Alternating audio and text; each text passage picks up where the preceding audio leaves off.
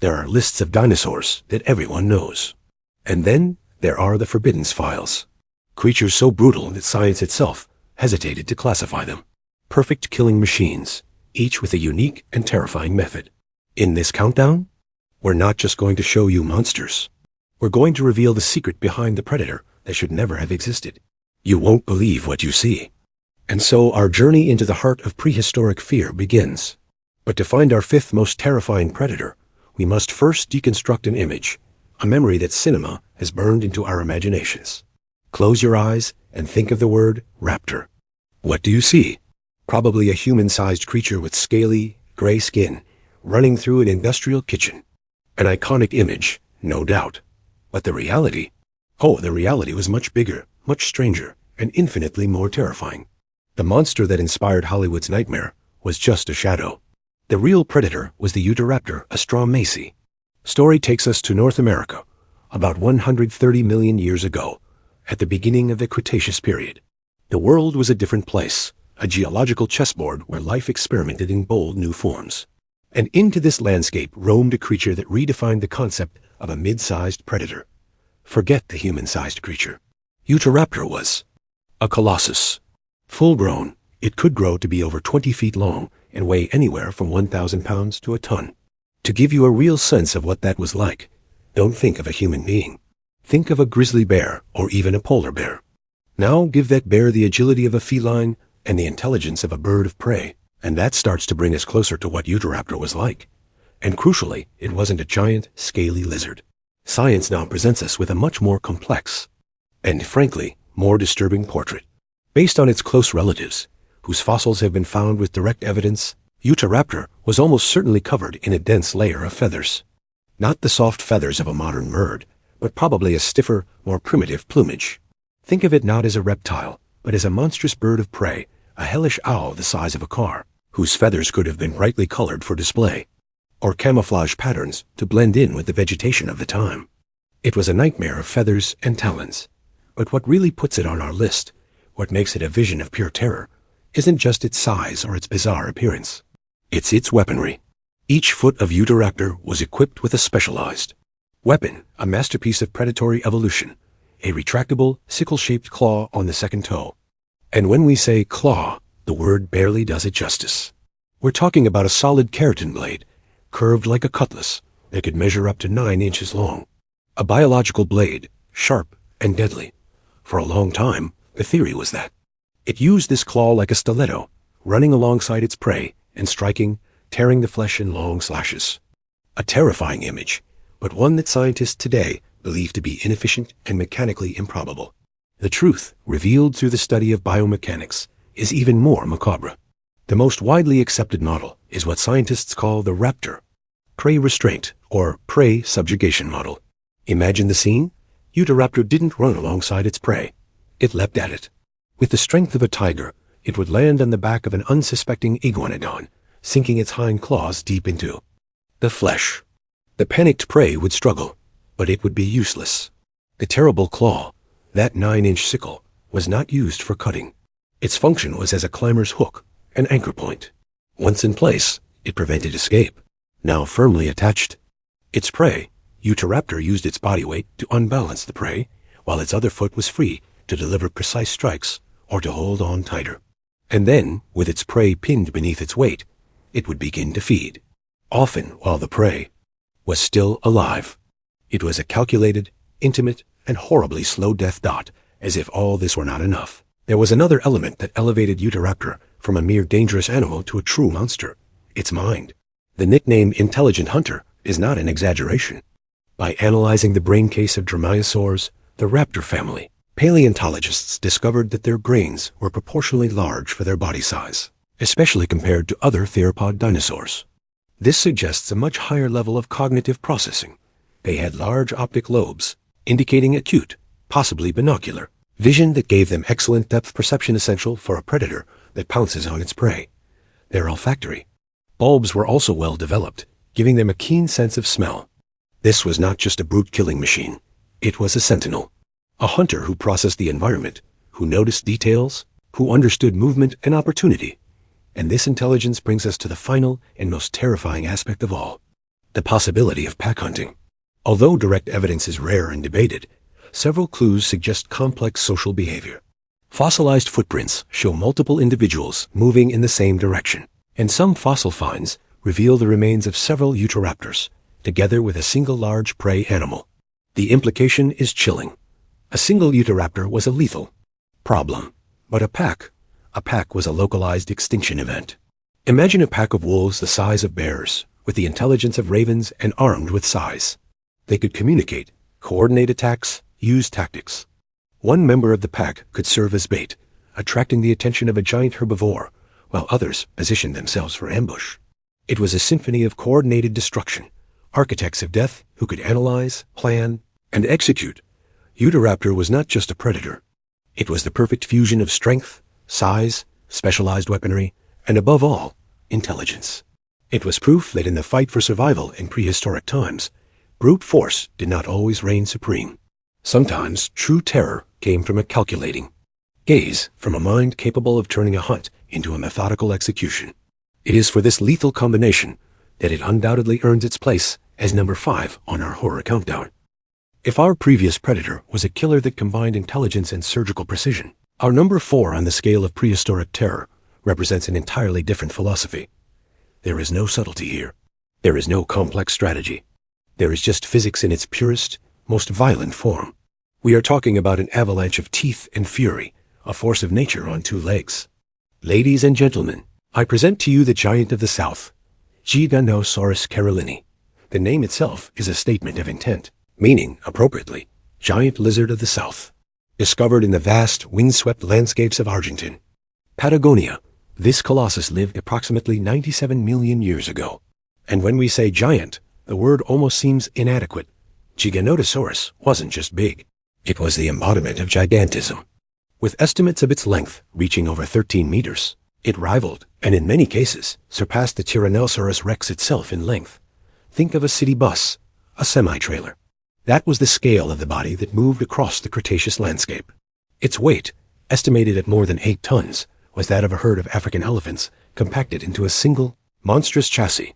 Its head alone was a feat of engineering for slaughter. At over 5 feet long, it was an anvil of bone and muscle. But unlike the T-Rex's massive broad head, designed to withstand phenomenal crushing force, Giganotosaurus's was proportionally longer and narrower. This gives us the first clue that while both were apex predators, they were masters of different trades. The T-Rex was a boxer, a close-quarters fighter who ended a fight with a single knockout blow. The Giganotosaurus? He was a gladiator, armed with blades, and his strategy was far more vicious. Let's take a closer look at its weapons. Its teeth were key to understanding its hunting method. They weren't the T-Rex's thick, conical iron prongs, designed for piercing and shattering. Bone. Giganotosaurus teeth were different, long, curved, and most importantly, laterally compressed, like the blade of a knife. Their edges were finely serrated, identical to those of a shark's tooth. They were blades designed for one purpose only. Slicing out this anatomical detail completely changes the hunting scenario. Giganotosaurus didn't need a bite strong enough to explode a spine. Its technique was more insidious. It would approach its prey, open its colossal jaws, and deliver. A quick, powerful bite, using the momentum of its massive body to rip off a human-sized chunk of flesh. The goal wasn't to kill instantly. The goal was to create a catastrophic wound. Death was not immediate. It was a sentence. After the initial attack, Giganotosaurus could simply retreat and wait. Its prey, in shock and hemorrhaging profusely, would begin to weaken. Each beat of its heart would pump more of its life force into the dusty Cretaceous soil. It was a war of attrition, a hunt based on the physiological certainty that no living thing could survive such trauma. The southern giant did not need to chase its prey for miles. It simply followed the trail of blood and weakness, waiting for the inevitable moment when the colossal creature would finally collapse under the weight of its own mortality. It was a ruthless, efficient, and horribly passive form of killing. And that brings us to the most epic question of all. What kind of creature would require such a massive predator and such a brutal hunting strategy? The answer is what solidifies Giganotosaurus' place in horror history. It didn't hunt ordinary prey. It lived in a land of gods, and its specialty was killing titans. Patagonia, during the Cretaceous, was home to the largest animals that ever walked the earth. the sauropod. Titanosaur dinosaurs, such as Argentinosaurus. Creatures that could reach 35 meters in length and weigh up to 100 tons. They were living mountains of flesh and bone. To any other predator, they would have been part of the landscape untouchable. To Giganotosaurus, they were the ultimate prize. This is where the story gets even more terrifying. A single Giganotosaurus, no matter how large, would have had a hard time taking down a healthy adult Argentinosaurus. And that's why many scientists, based on evidence from their close relatives like Mapasaurus, believe these giants didn't hunt alone. They formed packs, nightmarish coalitions. Imagine not one, but 5 or 6 of these 40-foot monsters converging on a single titanosaur. The earth would shake with their footsteps. They would move like a pack of land sharks, taking turns delivering swift, slashing attacks to the giant creature's legs, flanks, and tail. Each bite a fresh source of bleeding. Each strike a step closer to collapse. The hunt would become a brutal siege, a battle of endurance, where the strategy was simply to inflict more damage than the egg sauropod's colossal physiology could withstand. The terror of Giganotosaurus did not come from intelligence or surprise. It came from inevitability. It was the dread of looking over the horizon and seeing not just a predator, but a wall of teeth and muscle closing in. It was the knowledge that the fight would not be quick, and that brute force, on its most monumental scale, was coming to reclaim its dominance. It was living proof that in nature, for every giant, there is always an even greater monster waiting in the shadows, ready to bring it down. If our last 2 predators represented the terror of the open field, the swift intelligence of the plains, and the overwhelming strength of the pampas, our number 3 takes us to an entirely different environment. A place where silence is the greatest threat, and the surface of the water hides an abyss of violence. We now enter the domain of the ambush hunter, the master of the surprise attack, a specter that haunted the rivers and estuaries of North America some 80 million years. Go, picture the scene with us. A hot, humid day in the late Cretaceous. Sunlight filters through giant ferns and primitive conifers. Humidity hangs in the air, heavy with the smell of decaying vegetation and pulsating life. On the bank of a wide, slow-moving river, a young, herbivorous dinosaur, perhaps a hadrosaur, lowers its long neck to drink. The water is murky, dark, but it appears calm. It is a deceptive calm, the serenity that precedes a storm. The animal drinks, its senses alert to any sound from the forest, unaware that real danger makes no sound.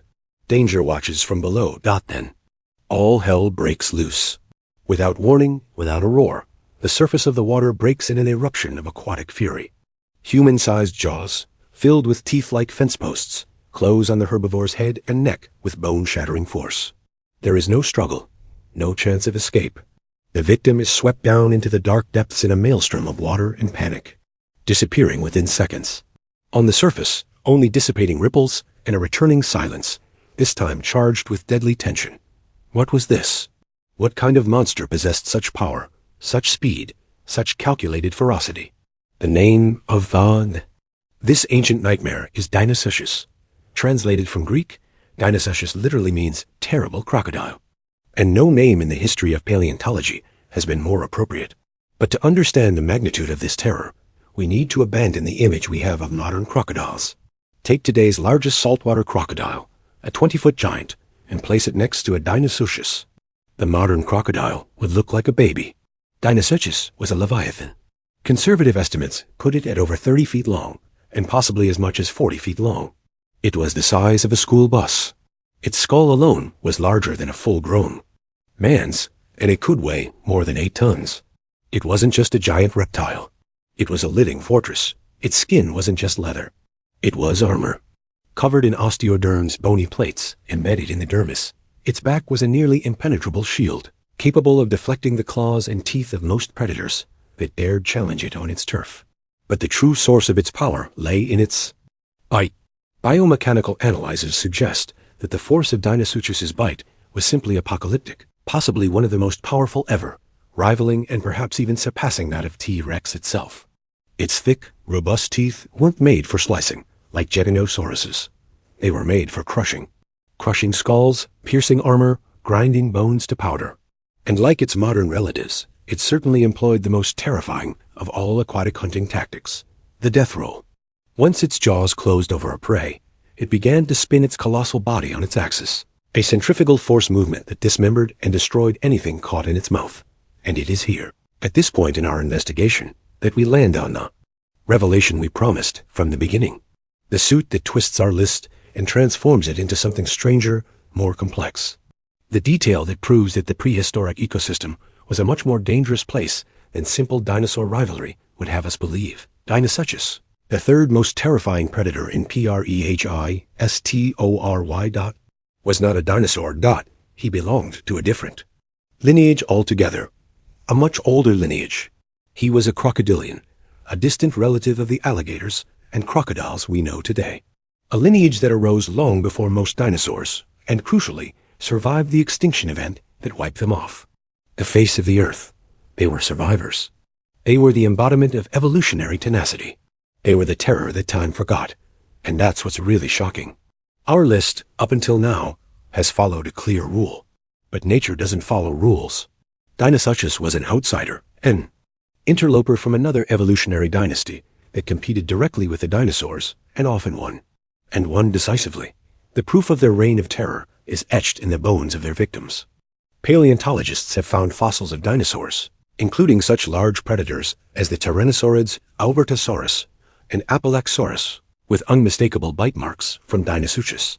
That's right, the kings of the land, the apex predators, that roamed with seeming impunity, became vulnerable prey the moment they approached the water's edge. Dinosuchus was the great equalizer. It was the secret king of coastal ecosystems, a monster that reminded dinosaurs that land was not their only domain, and that the throne of apex predator was, at best, a shared and fiercely contested title.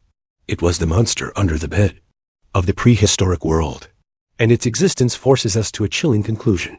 No matter how big, fast, or strong a dinosaur was, at the water's edge, it was never safe. If our number 3 was a ghost that haunted the riverbank, a master ambush who belonged to an ancient lineage, our number 2 was the river itself incarnated as a predator.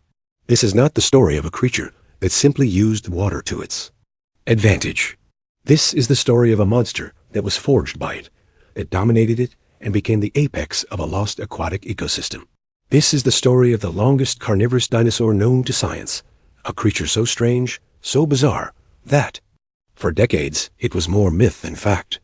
Meet the walking enigma, Spinosaurus aegyptiacus. The story of this predator is itself a tale of loss and rediscovery. Its first remains were found in Egypt in 1912 by the German paleontologist Ernst Stromer. The bones revealed a colossal animal, with extraordinarily long dorsal vertebrae, suggesting a kind of sail or hump on its back. Stromer knew he had something special, a predator that defied the norm. But fate was cruel. During World War II, in 1944, an Allied bombing raid on the city of Munich destroyed the museum where the fossils were kept. The original Spinosaurus was pulverized, reduced to dust and memories. For more than half a century, all that remained of it were Stromer's drawings and notes. It became a lost legend, a phantom dinosaur. Imagine the frustration of paleontologists. To have proof of the existence of one of the most magnificent predators of all time, only to have it lost to history. But the desert that once gave Stromer his treasure held more secrets, and he gave us a second chance. In the past 2 decades, spectacular new discoveries, most notably in the deposits of Morocco known as the Kem beds, have not only brought Spinosaurus back to life, but have revealed it as a creature even stranger and more specialized than Stromer could have imagined. The new fossils paint a portrait of a chimera, a creature that appeared to have been assembled from parts of different animals. First, there was its skull, long, narrow, and filled with smooth, conical teeth, lacking the serrations for cutting flesh that we saw in Giganotosaurus. It was a skull much like that of a modern crocodile, or more specifically, a ghorial. Its jaw was perfectly designed, not for crushing, but for grasping slippery prey underwater. And at the tip of its snout, a series of tiny holes revealed the presence of pressure receptors, sensory organs that allowed it to detect the movement of fish in the murky water, even though it could not see them. It sensed the aquatic world. Around it, then there was his body. His iconic dorsal sail, which could reach more than 5 feet in height, remains a mystery. Was it a billboard for visual communication, to intimidate rivals and attract mates? A radiator to regulate body temperature? Whatever its primary function, it made him unmistakable, a war banner visible from miles away. But his skeleton revealed adaptations that went even deeper. His bones were dense and compact, a condition called osteosclerosis, something we see today in aquatic animals like penguins and manatees, which use it as ballast to control their buoyancy.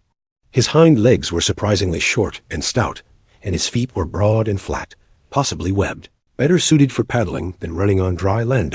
And then came the final revelation, a piece of the puzzle that cemented its place as a creature of two worlds. In 2020, the discovery of a nearly complete fossilized tail changed everything. It wasn't the thin, spiky tail of most theropods. It was tall, flexible, and formed from long neural spines, creating a structure that resembled a giant flipper, a colossal oar. It was the engine, the propulsion that transformed it from a clumsy swimmer into a powerful aquatic predator. Spinosaurus wasn't a terrestrial dinosaur that occasionally fished. It was a dinosaur designed to live and hunt in the water. With this complete image, the true terror of Spinosaurus becomes clear. It reigned over one of the most dangerous environments in the history of the planet, the river system that cut through North Africa 100 million years ago, a river of giants. And its menu consisted of aquatic horrors. It did not hunt small fish. It hunted Onchopristis, a prehistoric sawfish that could grow to be 8 meters long. It hunted Mausonia, a colossal coelacanth the size of a car. It was the Leviathan that hunted other Leviathans. Its hunting method was a combination of patience and explosive power. It could lie submerged, with only its eyes and nostrils above the surface, like a crocodile, waiting. Or it could swim actively, using its powerful tail to propel itself through the current, patrolling its territory. To any creature that lived in that river, or to any land-dwelling dinosaur that ventured to cross its waters, Spinosaurus was the monster of the abyss. Its terror was not just the ambush of Dinosaurus, which attacked from water to land. It was the terror of invading a kingdom that was not its own and finding its king. An alien king, adapted in ways that no other of its kind dared, the undisputed master of its aquatic domain. It was proof that evolution, in its quest for domination, is not confined to a single battlefield. And on the battlefield of the water, Spinosaurus was unrivaled. We have roamed the plains with clever hunters. We have felt the earth shake beneath the brute force of a southern giant. We have been dragged into the depths by a monster of another lineage, and we have navigated perilous rivers with a watery enigma, each a master of terror in his own right. But there is one throne in the pantheon of prehistoric fear, and it has never been truly vacant. It has always had an owner, a name that echoes through 66 million years of silence, a word that has become synonymous with predator. Our number one is not just a dinosaur. He is an icon. He is the end of the line. He is the Tyrannosaurus Rex. We know what you might be thinking. T-Rex? That's the obvious one, the most famous one. But we urge you to look beyond the pop culture icon, beyond the movie star. The T-Rex's fame is not a marketing fluke. It's the result of a chilling biological truth. It's not at the top of this list because it's the most famous. It's the most famous because it's actually at the top. And to understand why, we need to dissect it not as a monster, but as the most perfect, complete killing machine that Earth's evolution has ever produced. Living in the late Cretaceous period, T-Rex was one of the last and most highly evolved non-avian dinosaurs. It was nature's grand finale. In terms of size, it wasn't the longest Spinosaurus, and Giganotosaurus dwarfed it in length. But T-Rex wasn't built to be slender. It was built to be a walking fortress. It was wider, heavier, and incredibly more robust than its rivals. At up to 40 feet long and weighing up to 9 tons, it was a locomotive of muscle and bone. Its hind legs were massive pillars of power, capable of supporting its immense weight and giving it astonishing speed for an animal of its size. And what about its arms? Those infamous little arms. For decades, they've been the butt of jokes. But they're the first evidence of its terrifying specialization. The T-Rex didn't need long arms and sharp claws. Evolution made a choice. It sacrificed the reach of its forelimbs in favor of a far more devastating weapon, the most powerful head and neck assembly ever. Its neck muscles alone were incredibly strong, designed to support and maneuver a head that was essentially the delivery platform for its ultimate weapon. But before we get to that weapon, let's talk about its command and control system. The T-Rex was no mindless brute. It was a sensory-advanced hunter. Its eyes were not positioned on the sides of its head, like those of many other dinosaurs. They faced forward, giving it superb binocular vision. Like an eagle or a human, it had exceptional depth perception, allowing it to judge distances with deadly accuracy. It didn't see the world in 2 dimensions. It saw it in 3 dot. Its sense of smell was even more impressive. Analysis of its brain case reveals enormous olfactory bulbs, indicating a sense of smell so acute that it could possibly detect a carcass or wounded prey from miles away. Add to this a hearing sensitive to low-frequency sounds, the low rumbling, sounds of giant animals moving in the distance, and you have a predator that was perpetually aware of its surroundings. It saw, smelled, and heard its world with a clarity that few living things have ever matched. It didn't just inhabit its environment. It constantly monitored it. And all of this, the robust body, the heightened senses, the procedural intelligence served a single terrible purpose: to position its primary weapon. Its bite. The Tyrannosaurus Rex's bite is quite simply the most potent biological weapon ever developed for use on land. It's not just sharp teeth, it's strength. Strength on an almost geological scale.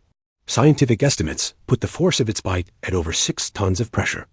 To visualize this, imagine the combined weight of 3 passenger cars concentrated on the tip of a single tooth.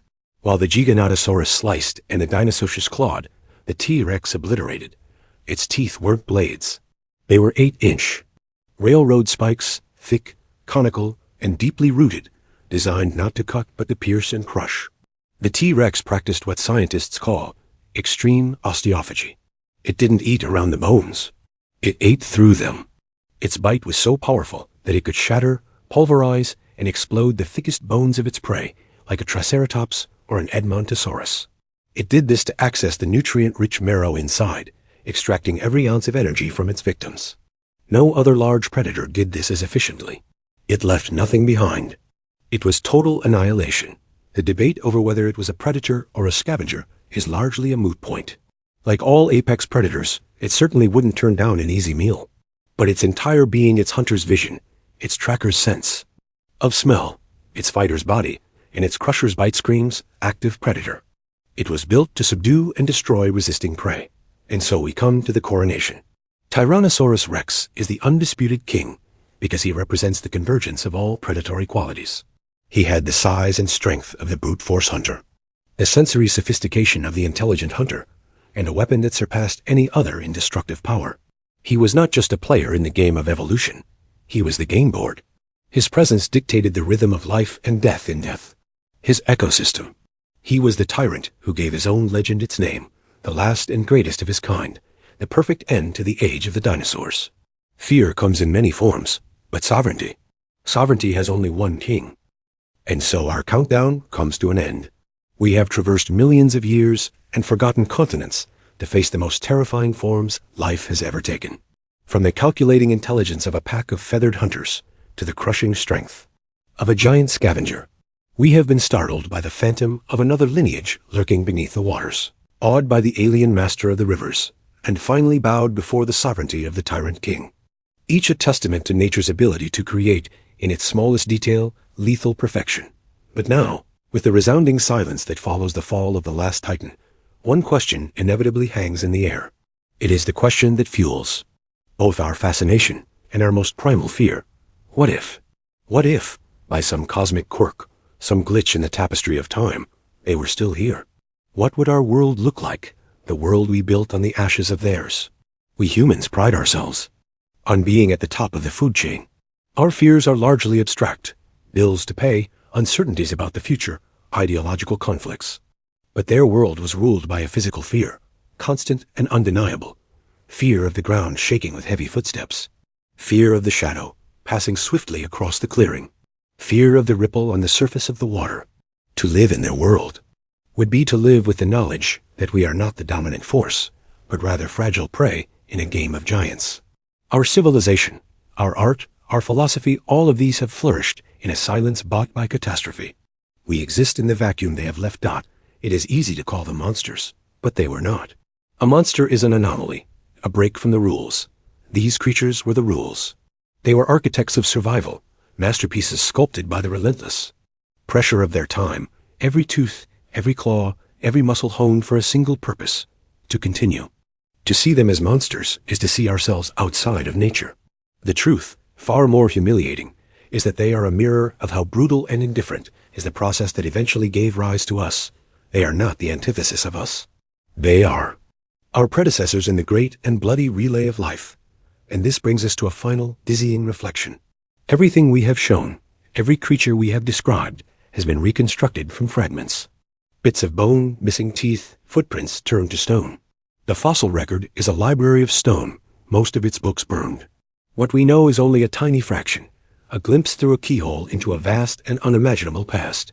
How many other predators, perhaps even stranger, even more terrifying, lived and died without leaving a single trace? How many unread chapters of the history of fear lie locked in the rocks beneath our feet? How many other kings wait in their stony sleep, hoping that one day luck, a blow of a pickaxe, will give them the chance to tell their story? But that's just our analysis, the end of our expedition for today. Now, the journey is yours. We want to hear your voice. Which of these creatures gave you the most chills? Was it the revelation of number 3 that shocked you the most? Or the power of our number 1 that sealed the deal? Do you agree with our list? Or is there another prehistoric terror that, for you, deserves a place on the podium? Your opinion is the piece that completes this puzzle. Leave it in the comments below. We read every single one of them. And if you, like us, are fascinated by these mysteries, if you feel a calling to explore lost worlds and unravel the secrets of our planet, then join our expedition. Like this video if it made you think, and subscribe to the channel so you don't miss the next dive into the unknown. Until next time, stay curious and never stop digging for the truth.